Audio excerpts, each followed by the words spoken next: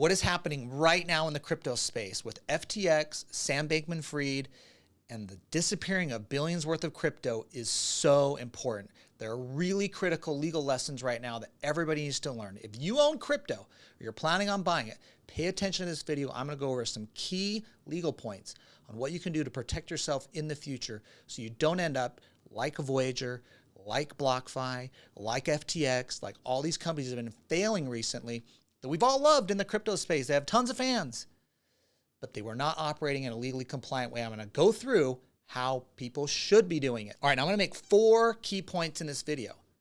First, SBF needs to go to prison. I'm going to dig into that and I'm going to explain why. I'm even going to get into the statute on how the prosecutor is going to do it. I'm a former prosecutor. I've sent people to prison.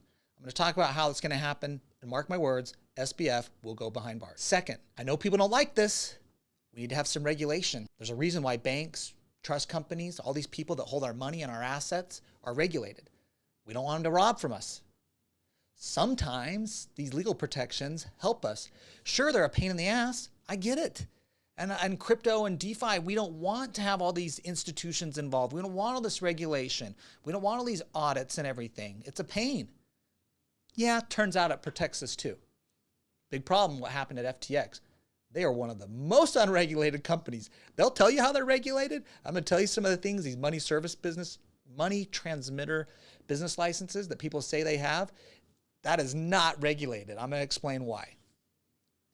Now, I'll say this. There are some companies that are regulated in the space, and it's important to know the distinctions of which ones are and which ones aren't.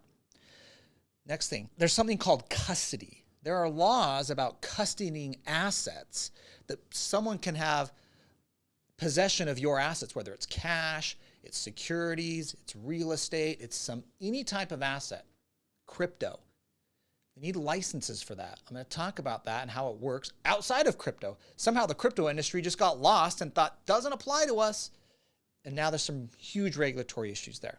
The last thing, as SBF was out telling Congress they should do, they should regulate this industry more. There needs to be some clear-cut laws and rules and guidelines where you don't have exchanges holding custody and control of people's assets. There's a total conflict of interest there, especially when that exchange also happens to have an investment firm that is controlled by the exchange that holds custody of people's assets. It's insane, okay? It's no wonder that people's custody of assets was breached and that money was lost. So let's dig into this and let's hit the first point here. SBF, pack your bags, pack your toothbrush. Hope you look good in orange because you're going to prison, man. Bottom line, he stole. If the reports are true that he took billions of funds, of customer funds from FTX over his own company, Alameda, if that is true, which all reports are that that is what happened, he's going to prison. That is plain and simple theft. If this was Goldman Sachs and some trader that took money from Goldman Sachs Bank or Goldman Sachs Investment Company over to his own little hedge fund and traded it, that's theft. It's the same thing the SBF has done.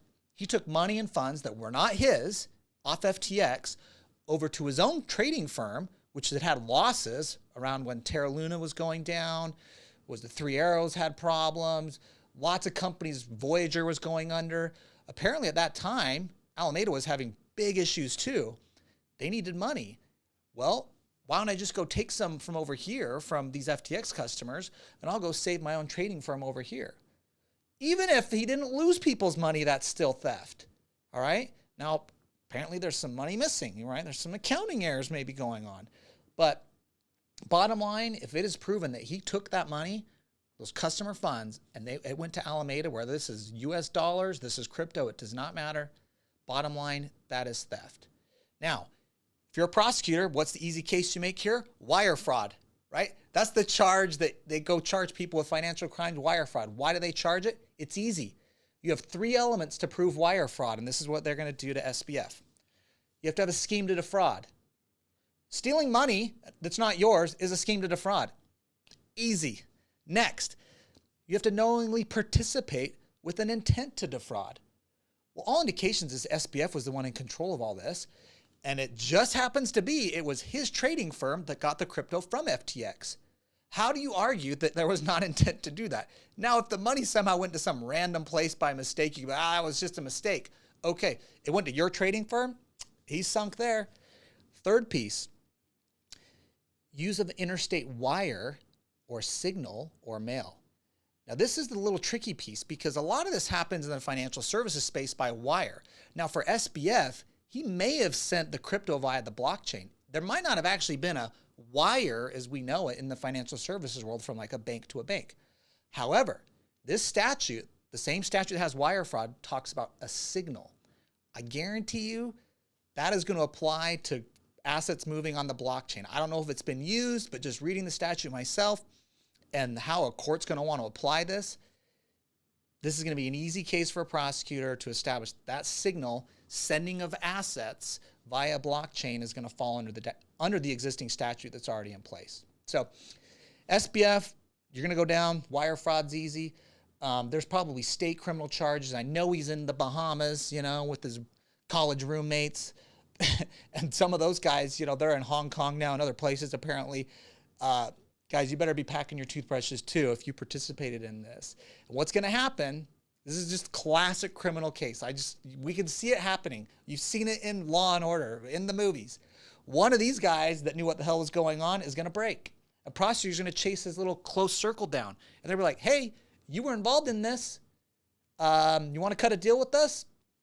And they're going to get SBF on this. And I don't know, how quickly this is going to happen, but this is not just civil charges. He's not just worried about a bankruptcy case and civil lawsuits from all these creditors and people and customers. The guy's worried about criminal charges right now. All right, so I want to say sorry there for SPF for a second, but I'm not sorry. Dude, if you do the crime, you're going to have to do the time, man. So be prepared. All right, that was point number one. Now, point number two, I want to dig into some of this. This might be a little nerdy for some of you, but I'm a CEO of a trust company, right? We hold customer assets. We're audited. We have third-party auditors that come in and look at our stuff to make sure that, that we're not touching people's money. We hold it separate from our own stuff. We have bank examiners from a banking department that come in and look at that. Now, some of the crypto industry has done that. And I don't know how other players in the crypto industry are operating outside of these laws. Think of Kraken, Gemini, Coinbase. Those companies all have, Kraken has a non-depository bank license, regulated. They have a license that allows them to hold assets of other people. Gemini Trust Company, that's who we use actually for custody of our crypto at our company. But they're a trust company regulated by the state of New York, audited, okay? They have a license that allows them to hold custody of other people's assets. Coinbase has a special purpose trust company license that allows them to hold custody of people's assets. So these companies, some of the bigger players, they actually have legal authority to hold assets on their customers' behalf. Now, when they get that legal authority, there's all these laws in place that have been around for every other asset. Whether you're a brokerage company or a trust company holding stocks or mutual funds or real estate or any other assets that you have of a customer's, well, you're audited. You're regulated. You have a bank examiner that comes in and looks at all your stuff to make sure you're not stealing. Now, is it any wonder that the companies that are going under were not the licensed and regulated ones? In fact, FTX applied for a trust company license in May of this year with the state of New York. I don't know if that charter wasn't going very well. That application may have been failing. Who knows? They didn't have it yet. Maybe they dug into what was going on at FTX, and I don't know if that was some of the revelations that came out here, but they were not licensed to actually custody and hold people's assets. And that's been a curious thing of mine as we looked into using a company that would hold custody of crypto assets for our customers. They better damn well be regulated. That's what the laws are there for, is to protect and have some third party checking that if they're holding custody of someone else's assets, that they're doing it truthfully and honestly. And I'll tell you, it's a big indication of a company who is willing to subject themselves to that, who's willing to be audited for that, who's willing to have a government official come in and look at their stuff. All right, if you're a company that's a shady operation or that might be kind of grabbing some of your customers' assets to try and leverage it to make money from your own trading company, you don't want to be regulated. You don't want a state government official or a federal official looking at your stuff. You don't want third-party auditors coming in and looking at your stuff. So Be careful of the companies you're using. I know in the crypto space, we don't want regulation, right? I mean, this way of getting outside of the control of regulators and government and banks and financial institutions that in many ways clog up our financial system and are the reasons why crypto frees us in many ways. I mean, you have the blockchain technology in and of itself that's great, but a lot of the people that love crypto love it because you're not dealing with the stodgy banks and you're not dealing with big government regulation. Well, some of this stuff actually helps. Now, if the company you do business with, where your crypto is at, is a money service business or has a money transmitter license, they say something just like that. It's actually from the Treasury Department where they get this. That is not that hard to get, guys. That someone can get that works out of their basement selling Iraqi dinar. All right, that there's a process to get that, but that is not like what Kraken has done at getting a non-depository banking license. That is not what Gemini has done in getting a trust company license from the state of New York. That is not what Coinbase has done in getting a trust company charter as well. Okay, those are very, very different things. Do not be fooled into thinking that someone that has that is highly regulated. They're just not the same level. So keep that in mind as people are telling you how they're actually regulated. All right. Now, the next thing I want to talk about is on the same point is this 1-to-1 ratio. When this was all unfolding and there was these concerns about FTX and do they really have their assets, what has happened with customer money, SBF came out and said, no, we're holding stuff 1-to-1. We have 1-to-1. Well, you damn well better be 1-to-1. How do you not be 1-to-1? Meaning like, if I have one Bitcoin with you, you have that one Bitcoin still. Like if you have $1, you still have $1 for me still. Like you didn't send it somewhere else. You better have that. And so these regulated companies like trust companies and the banks, these companies that have got these licenses and got regulated, they're examined for that. They're going to look at that, obviously, just like you would expect any bank redeposit your cash. So be careful in where these companies that you're choosing to use. And I know what was happening. People were using companies like Voyager, FTX, BlockFi. Why? Because they were paying high yield. You were getting these yield products that you kind of just leave your crypto there. And I was making a ton of money just by having my crypto there. So be careful on these things. I'm really not wanting to have a ton of regulation in crypto, but we need to have some sensible regulation here that takes into account some of the existing laws and structures we already have in place that protect all of our other assets. All right, we can do the same and just apply it to crypto. The laws are already there. Frankly, I don't know why the regulatory industries haven't came down on some of these companies that don't even have these licenses, that have crypto and have assets of yours, and they don't have a license to do that. Drives me nuts. Okay, sorry. Just because we've had to go through that for my own company in getting licensed and being audited and having regulators come. It's not fun. It's a big cost of doing business, but it protects you as the customer. All right. Next point I want to talk about is one thing for that FTX had that was really put them in a position to do this was they own the exchange and they had custody of people's assets. They had control of people's assets on the exchange. And they had their own native token, FTT, that if FTX was worthless, that token's worthless. Well, they let people buy that token on their exchange, and then they let them use that to leverage and buy more assets. Well, it becomes a big problem, of course, if the value of FTX comes into question. No one wants the FTT token. And then it creates all these weird conflicts of interest in a trading system where there's an exchange where people are buying and selling assets, where you're custodying it too.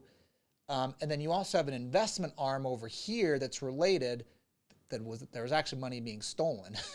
So I think any of those businesses where there's an exchange and custody, they better be regulated. And there better be some audits and some process there that separates this so we don't get a situation like FTX where the money that's being custody and held is disappearing off of the exchange that they're controlling. Now, I mean, I don't even want to get into the other shenanigans that could be going on at the time of the exchange and the information that they're getting out of the exchange that they're using at their trading firm.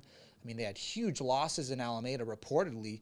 The CEO of Coinbase believes that happened right when Terra Luna was going down, Three Arrows, when all that Voyager, that series of negative crypto events we had earlier this year, that's when it sounded like Alameda was going under and needed this saving, of course, which caused SBF to steal and rob from his customers.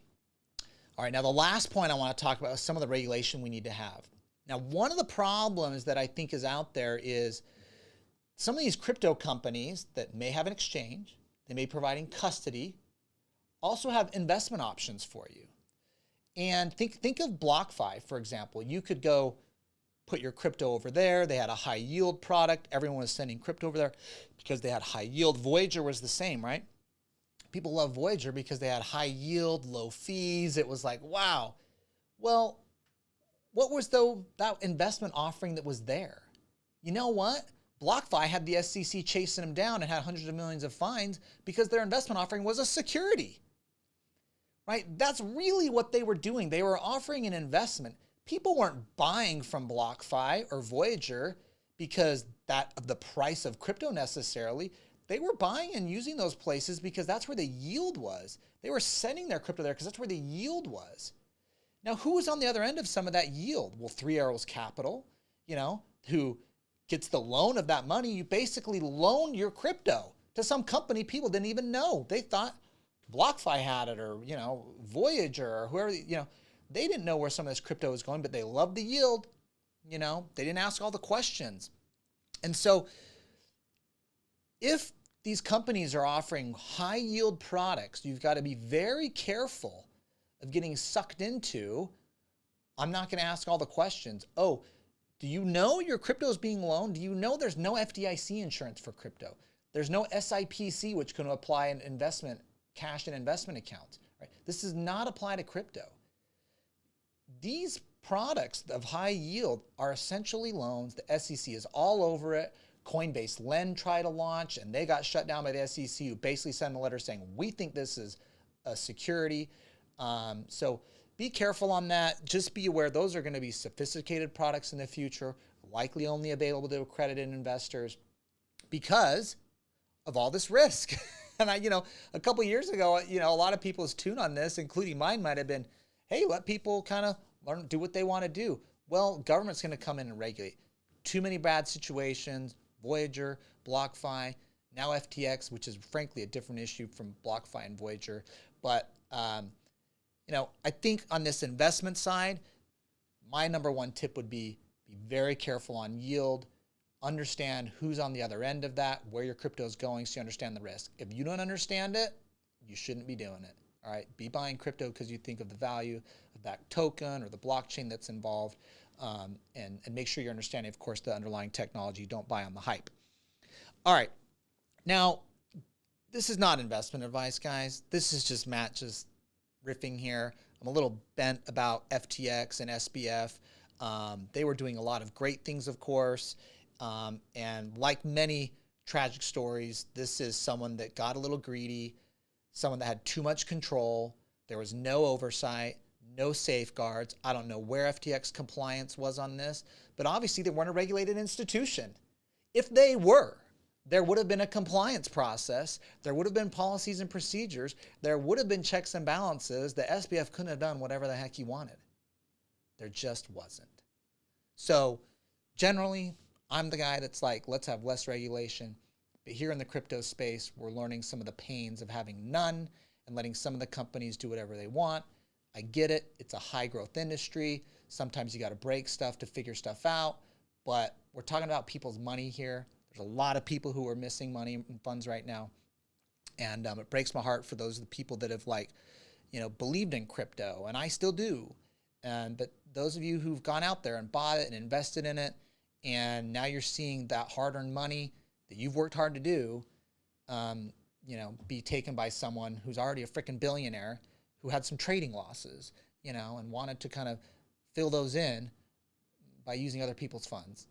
It's a sad story, sad situation, but Please subscribe to my channel here if you like this video. I'm always giving content on taking control of your retirement. We're also going to be putting on new content about money and building wealth and legal and tax issues. I'm going to call it maybe Matt on Money. We'll see. But stay tuned. We'll have more episodes coming out and videos on how to take control of your retirement and how to build and grow your wealth.